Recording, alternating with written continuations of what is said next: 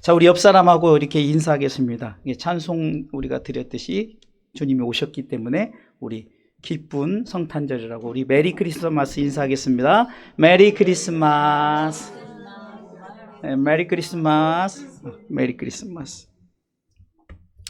지금 우리가 이렇게 인사하듯 전 세계인들이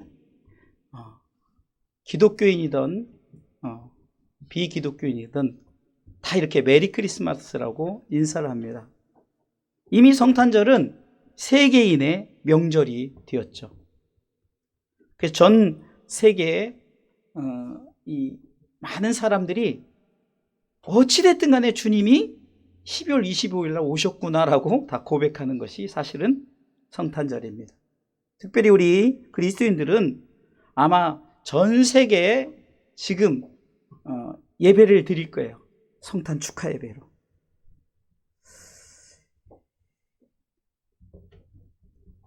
이제는 이 성탄절, 다시 말해서 예수님이 지구촌 구석구석에 다 알려졌습니다. 전파되었다고 말할 수 있습니다. 물론 아직 미전도 종족이 남아있긴 하지만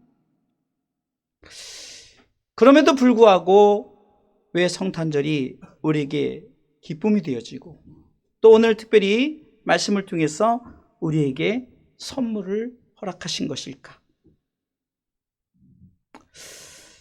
요즘에는 사실 이 난 크리스찬, 비기독교인들이 더 성탄절을 즐기는 것 같더라고요. 요즘 웃기는 일들이 있는데 어느 절에서는 프랭카드에 이렇게 붙여놨답니다. 아기 예수 탄생을 축하합니다. 이게 웃기는 일이 실질적으로 있었던 일입니다. 그리고 그 절에 새신자가 등록했대요. 그런데 성탄절에 오니까 절에서 이날은 교회 가는 날입니다라고 교회로 가라고 했다는 것입니다. 그래서 목사님이 주지스님께 고맙다고 전화를 했더니 이렇게 말했다고 합니다. 뭘요? 같이 먹고 살아야지요 라고 했답니다. 이게 정말로 실질적인 이야기입니다. 어쩌면 성탄절이 상업화가 되어졌을지도 모릅니다. 성탄절이다라면 이제 24일 날 전으로 시작해서 25일 날 먹고 마시고 즐기고 어쩌면은 우리가 흔히 주객이 전도되었다는 말이 있죠.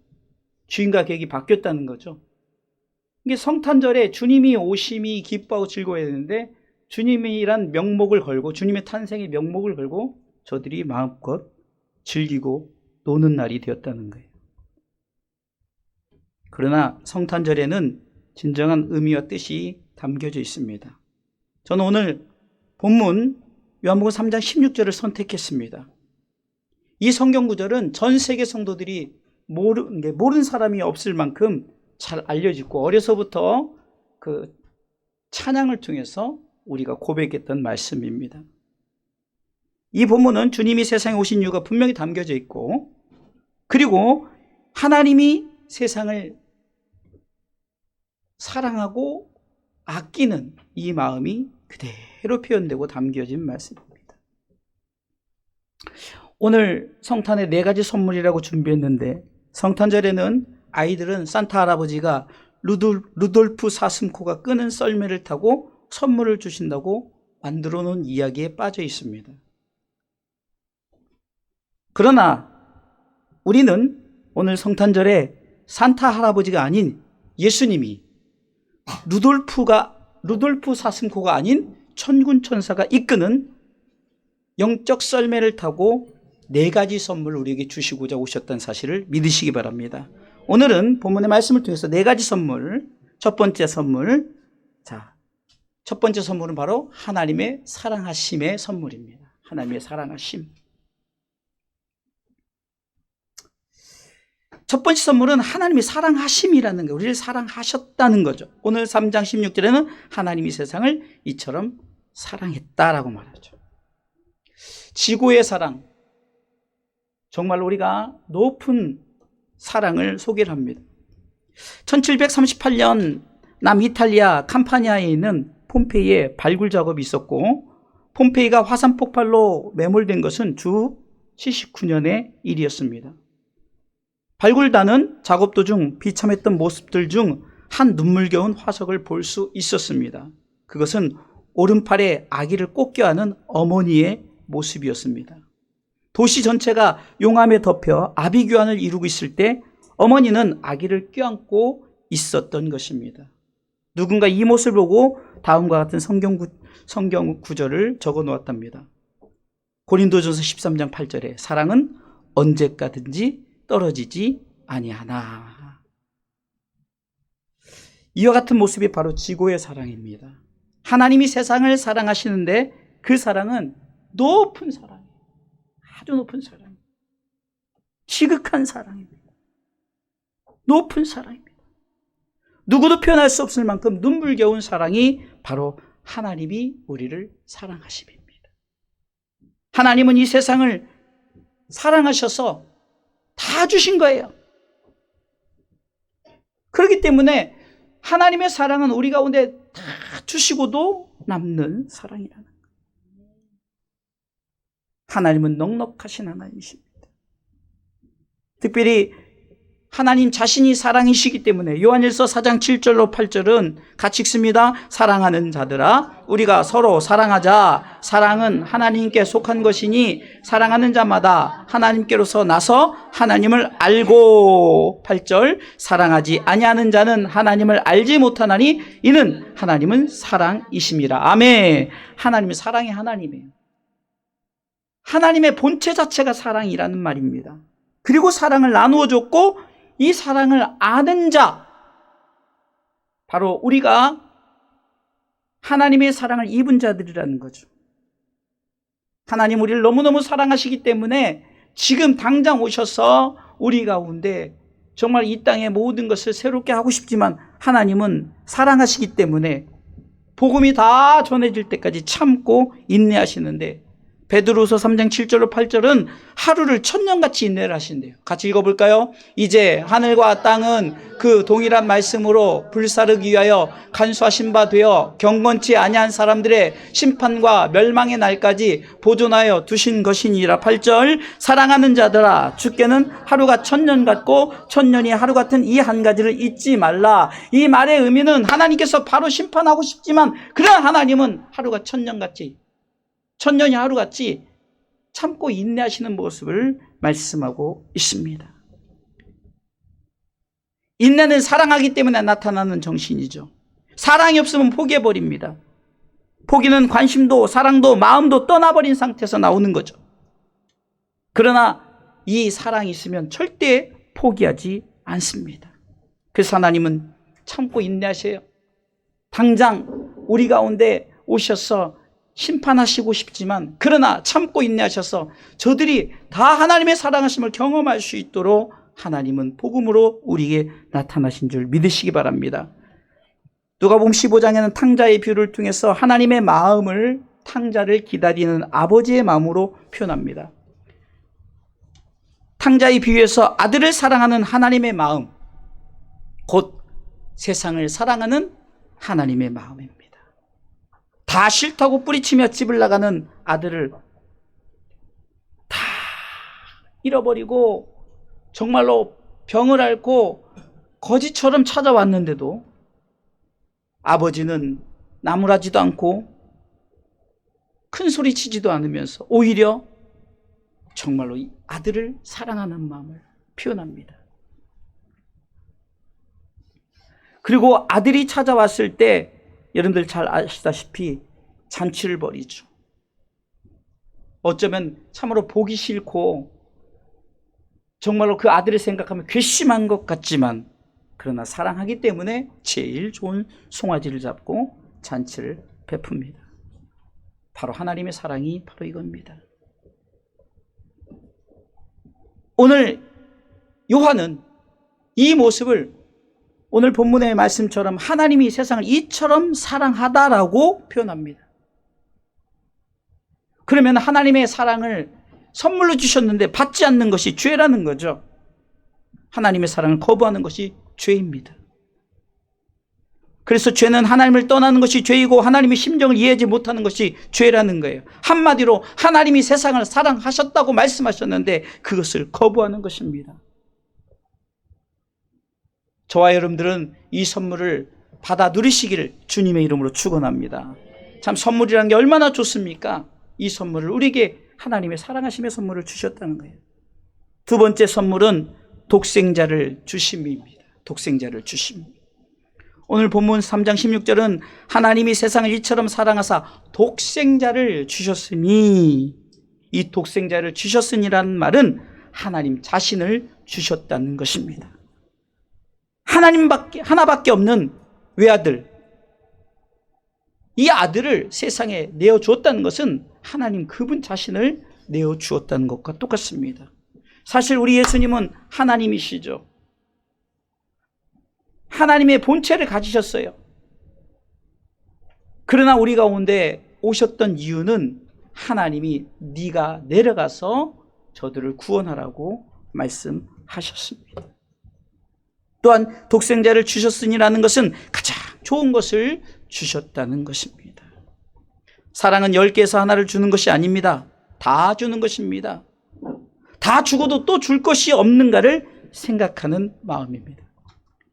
요즘에는 이 부모가 참 이 자식을 사랑하는 마음, 그런데 사실 제가 보기에는 부모가 자식을 사랑하는 마음보다 할머니, 할아버지들이 이 손주를 사랑하는 마음이 더 강한 것 같더라고요. 그만큼 그냥 그 누구도 우리 어렸을 때 그러자 할아버지들이 수염이 많이 났잖아요. 옛날에 그 수염을 잡아당겨도 할아버지가 허허 웃으시고 좋아해요. 여러분들 그만큼 이 손주에 대한 이 사랑, 왜 그럴까요? 줘도 안 아까운 거예요. 이 독생자를 주셨으니라는 것은 하나님 자신을 주셨고 가장 좋은 것을 주셨다는 거죠. 예수님이 이 땅에 오셔서 우리를 위해서 피를 흘리신 것, 그것을 모르신 것이 아니에요. 그래서 우리가 패션 오브 크라이스트라는 영화에 보면 예수님이 십자가에 운명하자 눈물 한 방울, 하나님의 눈물 한 방울 떨어지는 표현을 멋지게, 아주 그냥 저는 그게 아직도 생생한데, 돌비 시스템이라고 막 여러 군데서 막 웅장하게 똑 떨어지는 걸 어떻게 그렇게 표현했는지 모르겠어요. 똑 눈물 한 방울 떨어진 표현이 막 그 음향으로 어떻게 탁 똑 소리가 나는데, 이것이 가슴 얼마나 이 심금을 울리는 소리인지 몰라요. 그 하나님의 눈물을 표현한 거예요. 독생자를 주시기, 하나밖에 없는 아들. 아브라함이 이삭을 드릴 때 그 심정을 창세기 20장을 통해서 표현해서 하나님을 알게 하시잖아요.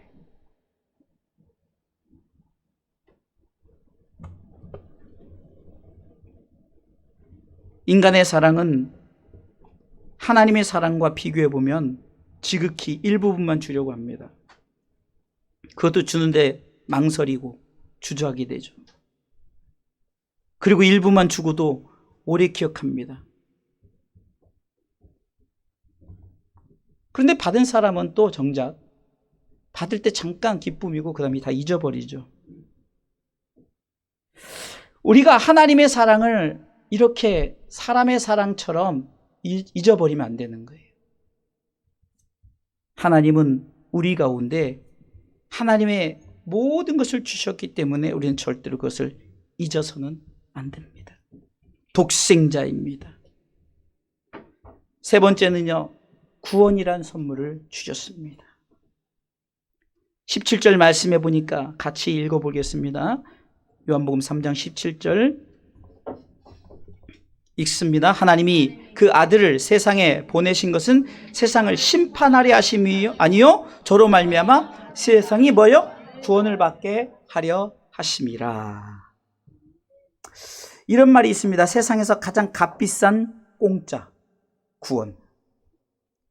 에베소 2장 8절에 보니까 너희가 그 은혜를 인하여 믿음으로 말미암아 무엇을 얻었냐? 구원을 얻었나니 이것이 너희에게서 난 것이 아니요 뭐요? 하나님의 선물이라. 우리 믿음으로 말미암아 구원을 선물로 받았습니다. 그런데 이것이 여러분 우리 인간에게서 난 것이 아니라 하나님의 선물, 하나님의 사랑 가운데 나타난 것이라고 말합니다. 이런 예화가 있죠. 우리가 잘 아는 말씀이죠. 어떤 사람이 등록을 했는데 하나님이 우리에게 구원을 주셨다고 자꾸만 구원하니까 인도한 사람에게 묻기를 기왕 주시려면 1원을 보태서 10원을 주시지 왜 구원을 주셨느냐고 물었다는 거예요. 그 질문의 대답이 걸작입니다. 인도한 사람이나 등록한 사람이나 마찬가지였는데 대답하기를 하나님이 1원을 11조로 미리 냈다는 거예요. 물론 재미있는 예화죠. 이 예화는 왜 드리냐? 우리가 10원도 안 되는 구원이 아니라는 거죠. 세상에서 가장 값비싼 공짜라는 겁니다. 구원의 진정한 의미는 뭡니까? 바로 지옥에서 구출받는 것을 말합니다. 불구덩이에서 탈출시키는 것을 말하죠. 여러분들 만약에 지금 집이 불타고 있습니다. 순식간에 막 모든 것이 불구덩이로 변해버리고 있어요. 그 안에 내 가족들이, 내 자녀들이, 내 이웃들이 갇혀 있습니다. 그냥 놔두면 모두 타 죽을 수밖에 없죠. 얼마나 위급한 경우입니까? 이 불난집으로부터 구출하고 탈출시키는 것이 구원받는 것이고 구원시키는 것입니다. 오늘 본문의 말씀 16절은 하나님이 세상 이처럼 사랑하사 독생자를 주셨으니 이는 저를 믿는 자마다 멸망치 않는다고 말합니다. 17절에는 세상에 구원을 받게 하시려고, 이게 지금 불타는 그런 세상의 불구덩이에서, 우리가 보이지 않지만 그런 영적 불구덩이에서 우리를 건져내서 안전하게 세이프티 존으로, 안전지대 곧 하나님의 나라로 들이시려고 하나님께서 이 땅에 구원을 선물로 주신 줄 믿으시기 바랍니다. 저희는 항상 추구하는 모토가 있죠. 가족 구원이 우선입니다. 빌립보 감옥의 간수가 예수 그리스도를 영접한 후 바울에게 이렇게 묻습니다. 사도행전 16장 30절에 읽어볼까요? 30절입니다.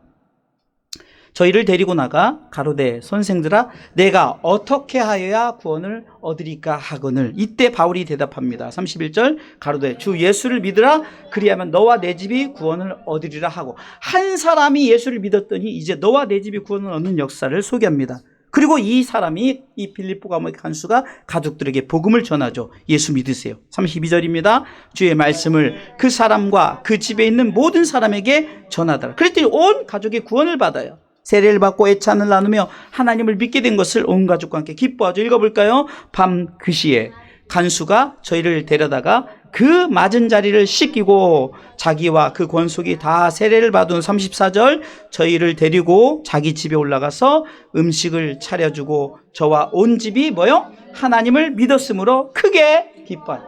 이것이 바로 구원의 완성이에요. 나만 구원받은 것이 아니라 주 예수를 믿었더니 우리가 이 가정을 향해서 복음을 전하는 거예요. 그래서 온 가족이 예수 믿고 구원받았고 애찬을 나누고 온 집이 하나님을 믿음으로 크게 기뻐한 역사. 이런 역사가 바로 여러분들이 가족들을 저 불이 난 불구덩이에서 끄집어내 구출하는 거예요. 지옥 가는 그 영혼을 구원해낸다는 것입니다. 이것이 바로 사랑의 모습입니다. 하나님이 우리를 사랑하시고 우리에게 구원을 보이셨고 구원받은 우리가 그 구원을 세상 사람들에게 보이는 것은 바로 사랑의 실천입니다. 그래서 나만 구원받는 것이 아니라 가족들을 구원하시기를 주님의 이름으로 축원합니다. 저와 여러분들은 이제 영적 소방대원이 되어야 되는 거예요. 불난 집에 들어가 갇혀있는 사람을 구출해내는 이 소방대원처럼 우리는 정말로 이 불구덩이 있는 사람들을 구원해야 됩니다. 바로 이것이 구원시키는 것입니다. 그래서 구원을 주셨다라는 것은 하나님 우리에게 저 불구덩이에서 건져내서 저 영원한 하나님 나라 안전지대인 그 천국으로 우리를 이끌어내셨다. 이것이 세 번째 선물입니다. 마지막 네 번째 선물입니다. 네 번째 선물은 영생을 주심입니다. 오늘 16절은 이렇게 후반부에 말하죠. 영생을 얻게 하려 하심이니라. 하나님 우리를 사랑하셨어요. 또한 우리 가운데 이렇게 독생자를 주시고 구원을 선물로 주셨던 이유가 있어요. 바로 그것은 영생 때문입니다. 첫 번째 선물도 중요하고 두 번째 선물도 중요하고 세 번째 선물도 중요하지만 그러나 완성은 바로 무엇 때문에 이 세 가지 선물을 주셨을까? 그것은 바로 영생이에요. 영원한 생명입니다. 우린 천국 가는 것이 다가 아니에요. 천국에서 영원히 산다는 거예요. 할렐루야. 세상에 오신 예수 그리스도를 믿는 사람들은 구원을 넘어 영광의 나라에서 영원히 살아가시는 줄 믿으시기 바랍니다. 이것이 바로 주님과 동행하는 삶이에요. 사람이 병에 걸리면 불안해지죠. 참 인생을 세계에서 요즘에 가장 오래 사신 분이 몇 세인지 모르지만 120세라고 칩시다. 이 120세 얼굴이 어떻게 됐을까요? 얼굴이 그냥 거의 그냥 이제 얼굴이 펴지지 않죠. 이렇게 주름이 잔뜩 하고 늙어가는 노화 현상이 생기지만 영생은 그렇지 않다는 거예요. 사람들이 참 오래 살려고 별일을 다 하죠. 좋은 것 먹고. 그래도 이 얼굴이 노화되고 몸이 쇠퇴해져가면서 막을 수 없어요. 우리 예수 믿고 구원받고 천국 가는 것이 끝이 아니라 그곳에서 영원한 생명을 누리는 줄 믿으시기 바랍니다. 영생의 조건에는 두 가지 조건이 있어요. 요한복음 17장 3절은 이렇게 말씀하고 있습니다. 영생은 같이 읽습니다. 영생은 곧 유일하신 참 하나님과 그의 보내신 자 예수 그리스도를 아는 것입니다. 할렐루야. 세상을 사랑하신 하나님을 알아야 돼요. 하나님의 보내신 예수 그리스도를 알아야 되는 거예요. 그래서 요한복음 5장 24절에는 나를 믿고 또 나를 보내신 이를 믿는 자는 영생을 얻고 심판에 이르지 아니하고 사망에서 생명으로 옮긴다라고 말씀하고 있습니다. 하나님은 영생을 주시기로 작정된 자들이 있는데 다 저와 여러분들이 영생을 주시기로 작정된 자인 줄 믿으시기 바랍니다. 사도행전 13장 48절에는 같이 읽습니다. 이방인들이 듣고 기뻐하여 하나님의 말씀을 찬송하며 영생을 주시기로 작정된 자는 다 믿더라. 여러분들 우리 모두는 영생을 주시기로 작정된 자였고 여러분들이 구원할 여러분들의 가족들도 다 영생을 주시기로 작정된 자예요.